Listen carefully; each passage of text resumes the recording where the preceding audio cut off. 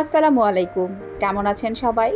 চলে এসেছি আপনাদের জন্য ঈদ স্পেশাল আরেকটি ভিডিও নিয়ে। আজকে আপনাদের রান্না করে দেখাবো শর্টকাট গরুর রেজালা, যেটা আমরা কোরবানি ঈদের দিন রান্না করে থাকি। আজকে খুব সহজ পদ্ধতিতে আপনাদের গরুর মাংস রান্না করে দেখাবো।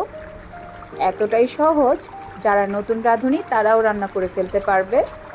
হাতের কাছে অল্প কিছু উপকরণ দিয়েই হয়ে যাবে এই রেজালা। আজকের রেজালা রান্না করার জন্য আমি নিয়ে নিয়েছি 1 কেজি পরিমাণ গরুর মাংস। এখানে আমি হাড়, মাংস, চর্বি সব কিছু মিক্স করে নিয়েছি। মাংসগুলো আমি মিডিয়াম সাইজ করে কেটে ধুয়ে পরিষ্কার করে নিয়েছি।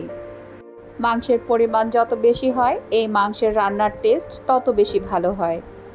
এই পর্যায়ে আমি এখানে নিয়েছি লবণ 2 চা চামচ, 2 চা চামচ হলুদের গুঁড়া, 1 চা চামচ মরিচের গুঁড়া, 2 চা চামচ ধনিয়া গুঁড়া।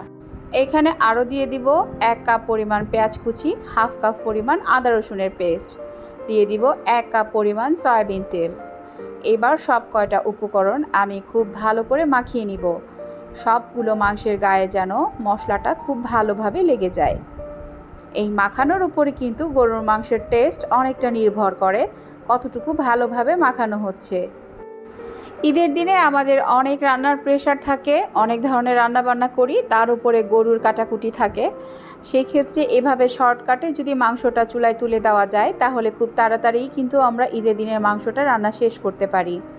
ঈদের দিন অনেক পরিমাণে মাংস একসাথে যখন চুলায় তুলে দেওয়া হয় রান্নাটাও কিন্তু খুব তাড়াতাড়ি হয়ে যায়।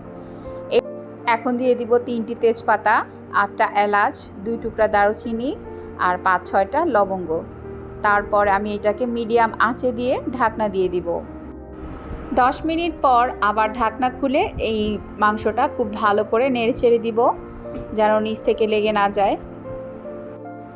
কোরবানি ঈদের সময় বাসায় প্রচুর পরিমাণে মাংস থাকে, তখন কিন্তু আমরা মাংসের নানান রকমের আইটেম করি। তার মধ্যে ঈদের দিন কিন্তু অত একটা সময় হাতে থাকে না, তাই ঈদের দিন আমরা শর্টকাট খুঁজি কী রান্না করলে খুব সহজেই রান্নাটা শেষ করা যাবে। তাই আমার কাছে এই রেসিপিটা সবচাইতে বেস্ট মনে হয়। মাংসের তরকারিতে আমি কিন্তু এখন পর্যন্ত কোনো রকম এক্সট্রা পানি ব্যবহার করিনি। মাংস থেকে যতটুকু পানি উঠেছে সেইটুকুতে আমি অল্প আঁচে সেদ্ধ করে নিচ্ছি। এই পর্যায়ে আমি 2 টেবিল চামচ টক দই ফেটে দিব। টক দই দিলে মাংসগুলো বেশ নরম হয় আর খেতেও বেশ ভালো লাগে। টক দইয়ের জন্য মাংসের তরকারির টেস্টটাও একটু অন্যরকম হয়ে যায়, যেটা আমার কাছে ভালোই লাগে। প্রায় 1 ঘন্টা ধরে অল্প আঁচে আমি মাংসটা রান্না করছি। মাংস অনেকটা সেদ্ধ হয়ে এসেছে। এই পর্যায়ে আমি 5-6টি কাঁচামরিচ দিয়ে দিব এবং দিয়ে দিব 1 চা চামচ গরম মশলার গুঁড়া এবং 1 চা চামচ জিরার গুঁড়া। তারপর এটা ভালো করে নেড়ে চেড়ে আর একটু কষিয়ে নেব। আসলে গরুর মাংস তরকারি রান্নার ক্ষেত্রে যতটা ভালো করে কষানো যায় এটার টেস্ট ততটাই ভালো লাগে। মাংসের অনেকটা কালার চেঞ্জ হয়ে গেছে, অনেকটা লোভনীয় লাগছে। এই মাংসটা রুটি, পরোটা, পোলাও, খিচুড়ি আপনি যে কোনো কিছুর সাথে খেতে পারবেন। স্বাদটা কিন্তু অসাধারণ লাগে। দেখুন তো কালারটা কেমন হয়েছে, আমার তো এখনই জিভে পানি চলে এসেছে। আপনারা এটা বাসায় ট্রাই করবেন, এটার স্বাদ অতুলনীয়। শর্টকাটে এত মজাদার একটা রেসিপি আপনাদের সাথে শেয়ার করছি, আপনারা অবশ্যই এটা বাসায় তৈরি করবেন। আমি চেষ্টা করব গরুর মাংসের আরও মজার কিছু রেসিপি আপনাদের সাথে শেয়ার করতে। আপনারা সেগুলো বাসায় যেন খুব সহজেই রান্না করতে পারেন। গরুর মাংস তো আমার খুব পছন্দের একটি খাবার।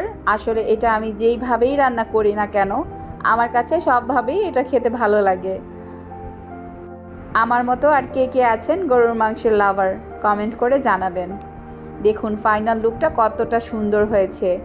এখানে আমি কিছু পেঁয়াজের বেরেস্তা দিয়ে এটাকে পরিবেশন করেছি।